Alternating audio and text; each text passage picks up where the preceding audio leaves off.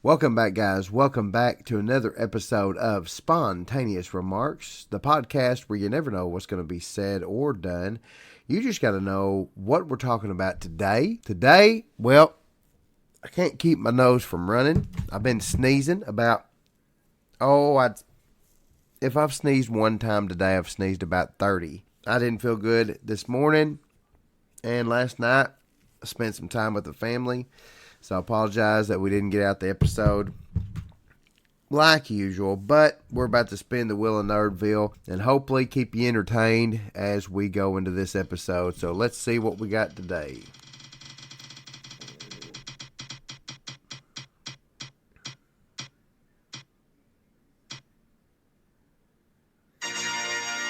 All right, this episode of Spontaneous Remarks is all going to be about Nintendo. That's right, the famous NES, Nintendo Entertainment System. So grab your controller, grab you some snacks, put in your favorite cartridge, and we're about to get this thing kicked off and rolling, y'all. Woo!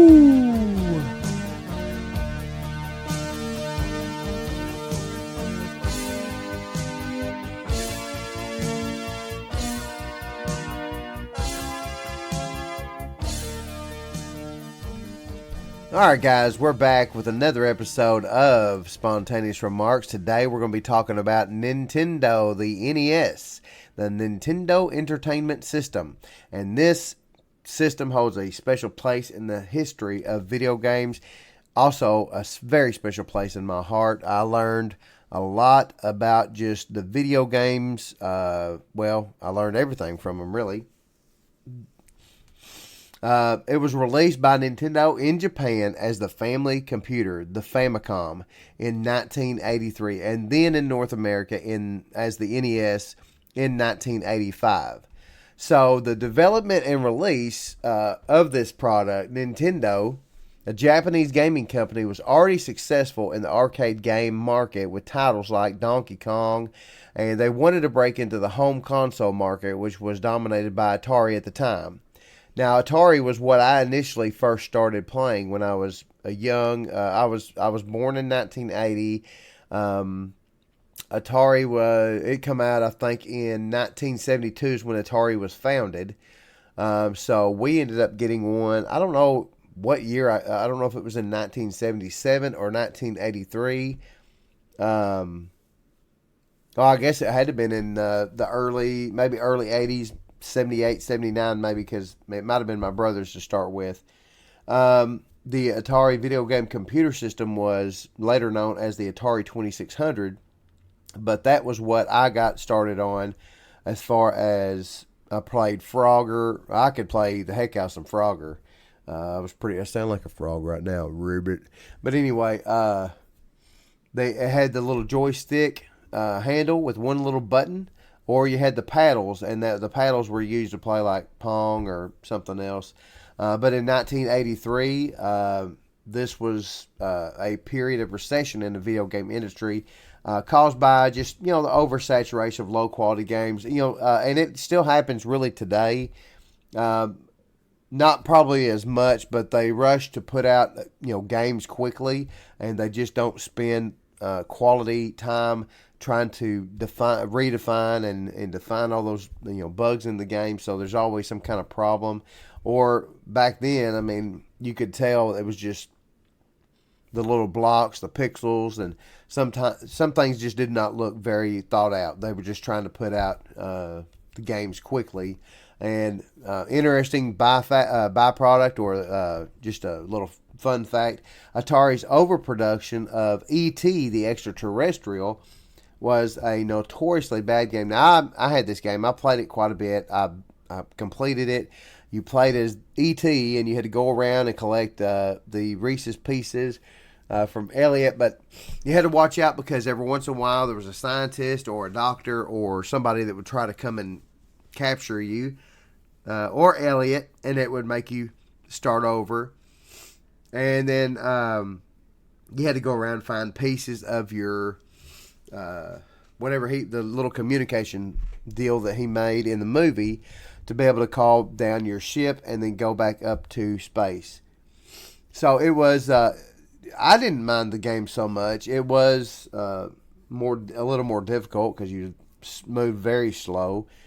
But anyway, that caused the crash and led to a massive financial loss for the company. There was even an urban legend, I guess you could call it, where somebody said that they had buried tons of ET cartridges out in, I don't remember what desert or what landfill or whatever, but they said that they were buried.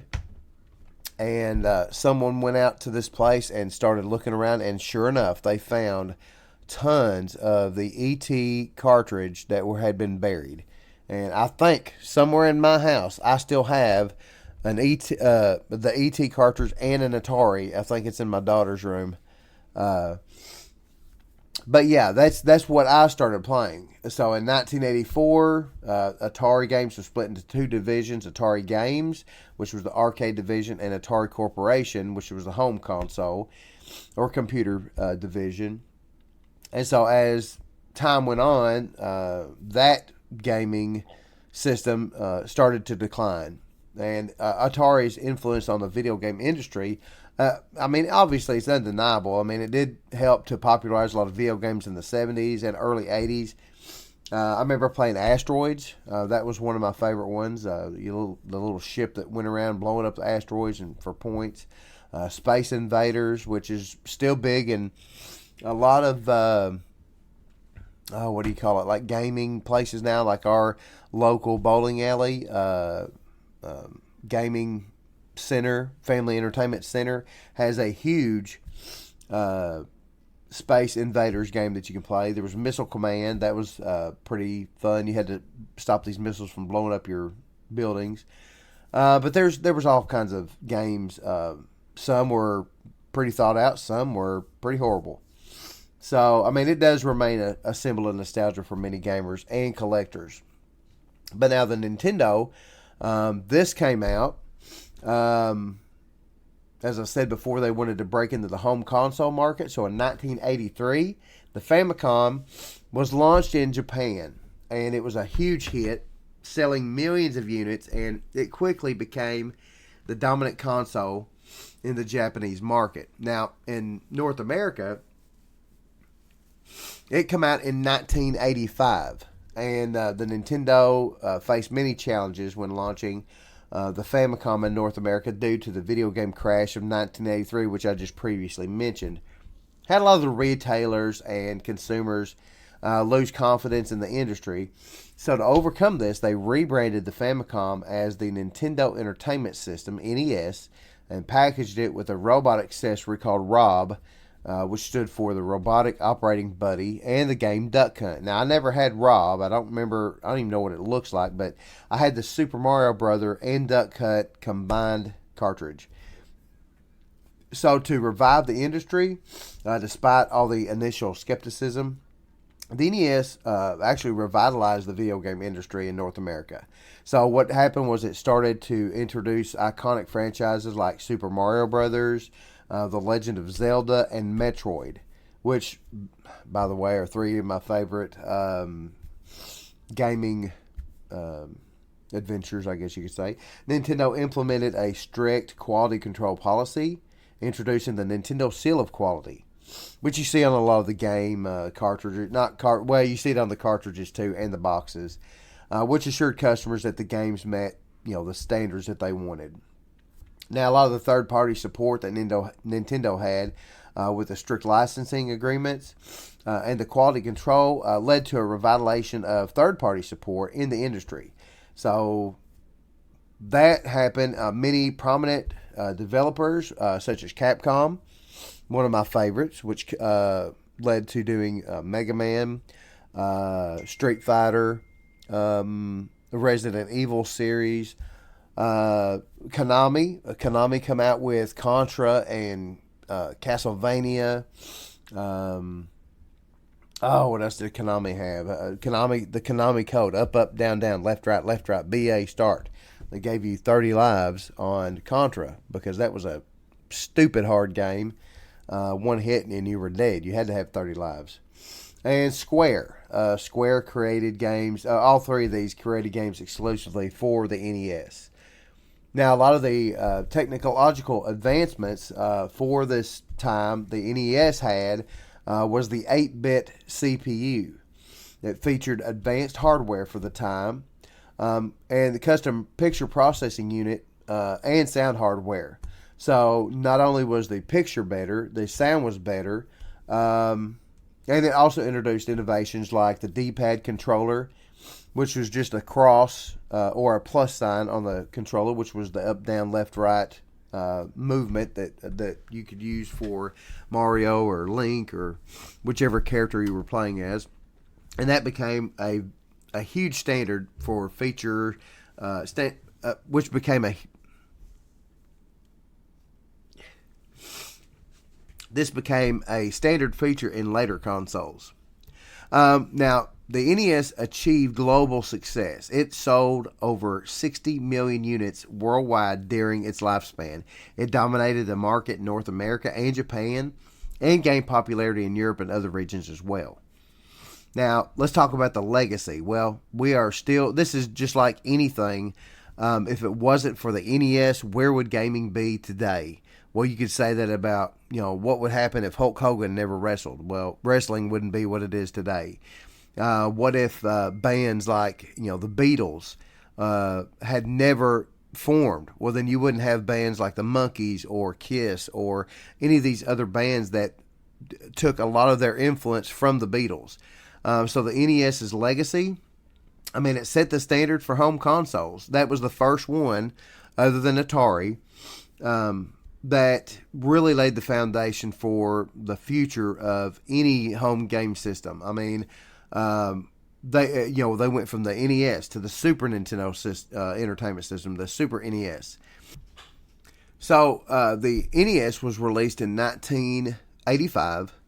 The Game Boy was released in 1989, and then the Super Nintendo Entertainment System, the SNES, that was in 1991 in North America.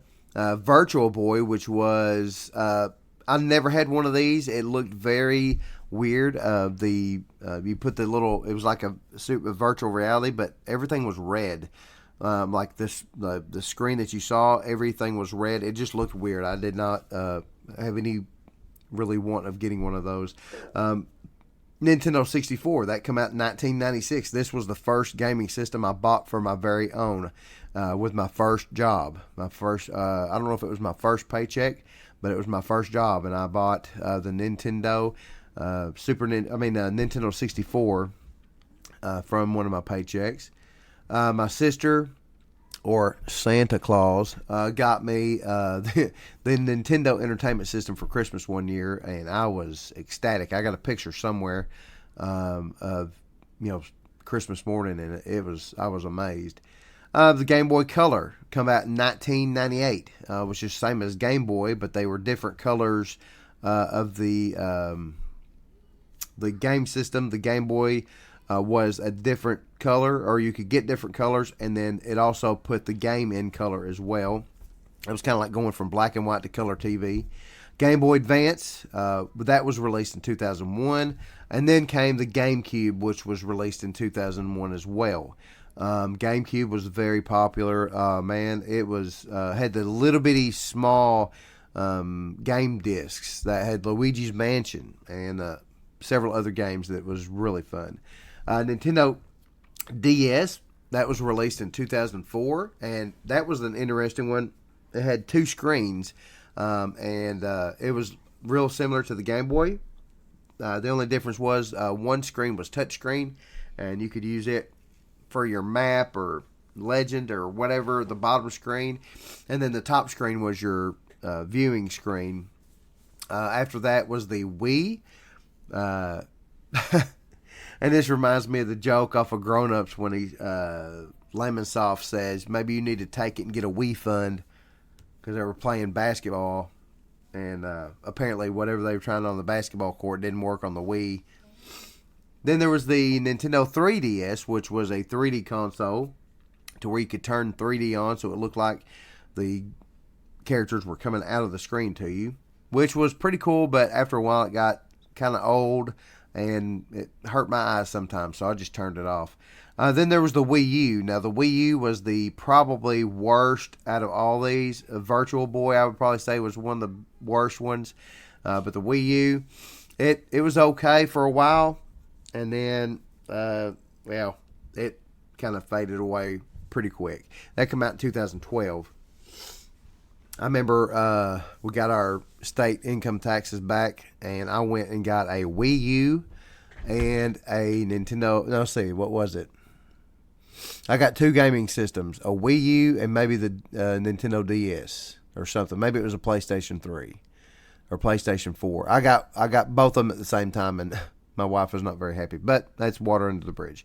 In 2017, the Nintendo Switch came out, and so that's the current Switch now, or the current gaming system for the Nintendo now. And I've heard about a Nintendo Switch 2 coming out, but don't know much about it yet. It should come out at some point, I think. So let's talk a little bit about some of the games that I first played when I mentioned earlier that Christmas time. I want to say I didn't get it until 1989.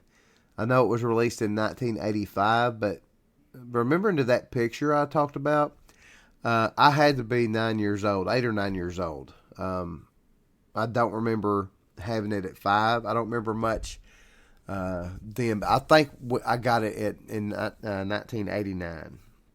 Maybe it was 88. I don't remember. But I remember the first couple of games, I got Ghosts and Goblins, which is probably the hardest game for the Nintendo. If it's not the hardest game, it's got to be in the top 5. I got, it come with Super Mario Brothers and Duck Hunt, the combination game. I think I got Castlevania, if I remember right. I got Wizards and Warriors, which was, it still is one of my favorite games. Wizards and Warriors, if you've not played it, go find you a Nintendo somewhere in a retro gaming store and get it, and get Wizards and Warriors and play it. It spawned Wizards and Warriors 2, which was pretty good. Wizards and Warriors 3, not so much. It was okay. I played through all 3 of them. Wasn't crazy about 3, but number 1, the music. If you only play it for the music's amazing. Let's see, what else? Thinking back, I can't remember. Gosh. I know I had to have, I got 5 or 6 games. I don't remember. I'm going to have to figure it out real quick.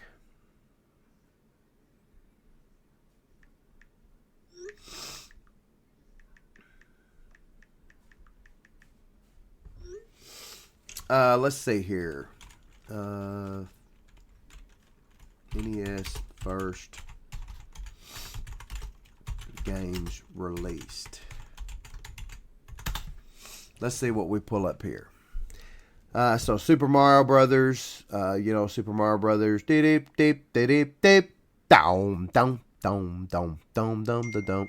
That was always such a fun game. And sometimes it would make you very aggravated for all the times that you missed that one little jump and fell in the hole and had to start all the way over. Duck Hunt, you had your little dog go out in the field with you, and you would shoot the little zapper gun to hit the ducks across the screen. And I never did get very far in that game. It's pretty hard, but it was fun to play. Excite Bike, I never had that one, but that was a pretty fun game. Ice Climber and Gyromite, never really had those two. Those were the first couple of games that come out. Now, I want to say I had, what else did I have? I know I got Metroid at some point, but it wasn't the initial first couple of games. I remember when the Teenage Mutant Ninja Turtle game come out. That might have been one of the first ones. I don't remember. And then we had also the arcade game. That was fun. Man, just playing the Nintendo growing up. I had the NES Advantage. If you watch Ghostbusters, Ray uses an NES Advantage controller to, Ghostbusters 2 rather, to move Statue of Liberty around at one point. That was a huge controller. Oh, it was so heavy. I had Game Genie. Game Genie, when it come out, man, we could put in the secret codes and have infinite life, all kinds of different glitches that you could do with the game, so where you could have infinite lives, infinite ammo, infinite health, jump like crazy, do a really high jump. It was fun doing all those things. After playing the game, it's just fun to do some different things. One thing I do miss about video gaming today is, all the secret codes that they had programmed in the game to try to, somehow you found out that there was the codes in the games, like I mentioned earlier, the Konami code, or cheat codes, what a lot of people call them now. Now they find some kind of cheat that you can exploit and kind of have fun with it. And then they end up patching it on the, like, Fortnite or some of these other games. They just patch it and take all the fun away from it. I mean, my gosh, let us live a little bit, guys. It's not going to kill. If we're playing by ourselves, it's not going to hurt anything for us to just have some fun with some kind of random cheat that someone figured out. That's the problem with today's gaming. I mean, you can't just do anything. Some people do. Some people get by with it a lot, especially on games like Call of Duty, where they find the cheats. Now, I don't agree with doing it against players and making it hard for someone else to win. The skill-based match making, especially if you're cheating to, like, see through walls, stuff like that. I'm just talking about mainly if you're playing a game that it's just you.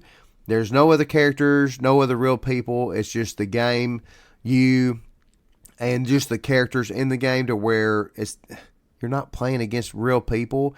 You're playing against the bots or whatever, the gaming people. I mean, why can't we just have a little fun and why can't you just make a game where you could do kind of what you want? I mean, sometimes they do, and sometimes they go a little overboard, and I'm not talking about those games. I'm just talking about, just the fun stuff, right?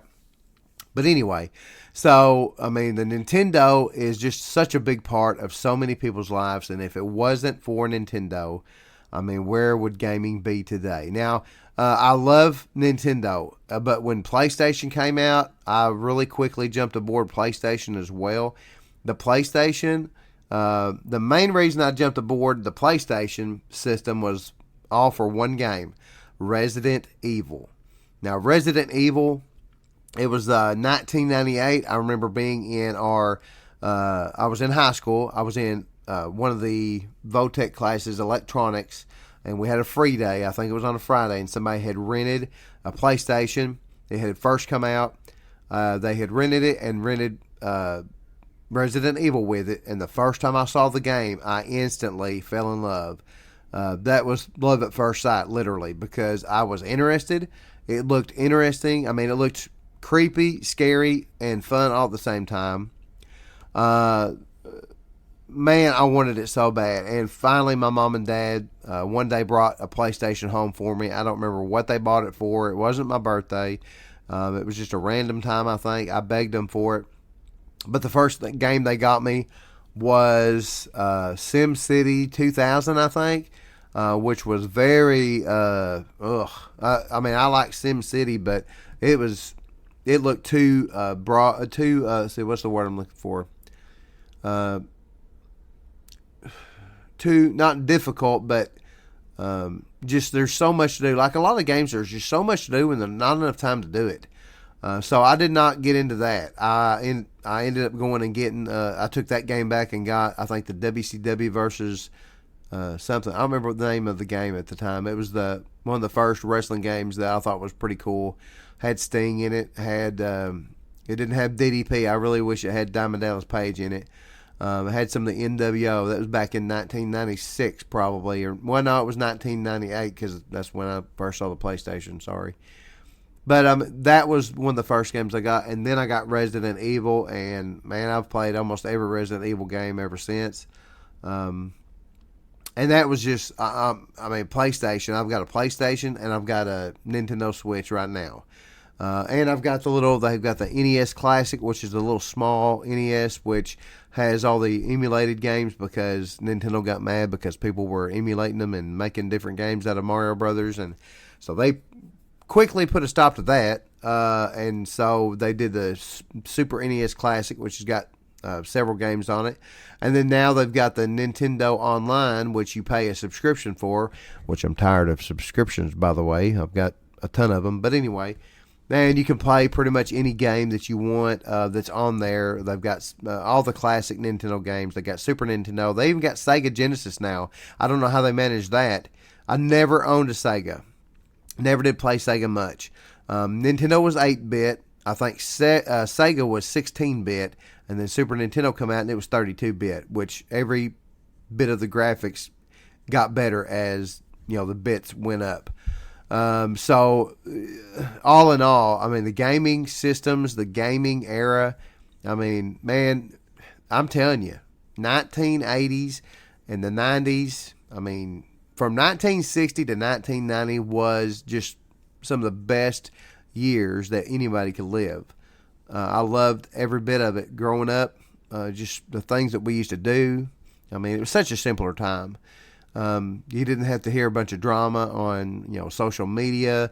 No one spoiled anything for you for movies. Nowadays, you can't even get on anything. If you don't want to be spoiled, don't get on social media, because you will see a movie that you've been wanting to see and somebody will have said something about it and it will ruin it for you all the time. So just watch out for that, because it's going to happen. But you know what? It's such a fun time. Nintendo, thank you so much for just being part of my childhood. And I know it's crazy to think Nintendo like that, but I don't care. It was fun. Had a lot of good memories. Spent a lot of nights staying up late trying to win that game. Oh, and I didn't think to mention this. This was before you could save any games. So, I mean, there was a couple of games you could save your progress with passwords. You had to write them down just right. If you forgot and didn't write them down correctly, guess what? You couldn't get back to where you were. And then also, not to mention the passwords, Mario, if you lost your place in Mario or died during one of the levels, you could press A, hold A down at the start screen and press start, and it would start you back at the beginning of the level, the world you were on. So if you was on 3-2, it would just start you at 3-1. But yeah, that was before any passwords or any way that you could save your progress, except for a few games. And so for Wizards and Warriors, I cried so hard one night because I wanted to try to beat the game. I was at one of the final levels with the castle. You had to climb up the big castle, and unbeknownst to me, there were several more stages left. It would have taken me all night. But I was so mad. I wanted to stay up and play, and I had to go to bed because school was the next morning. But anyway, thank you so much for listening to this episode of Spontaneous Remarks. Thank you so much for listening. I really appreciate it. Tune in next time. You never know what we're going to say or what we're going to do on this podcast. But we're going to talk about some fun stuff from the 80s, a.k.a. my childhood. I hope you have a great week. Until next time, stay gaming, friends. And we'll see you on the flip-flop. Woo!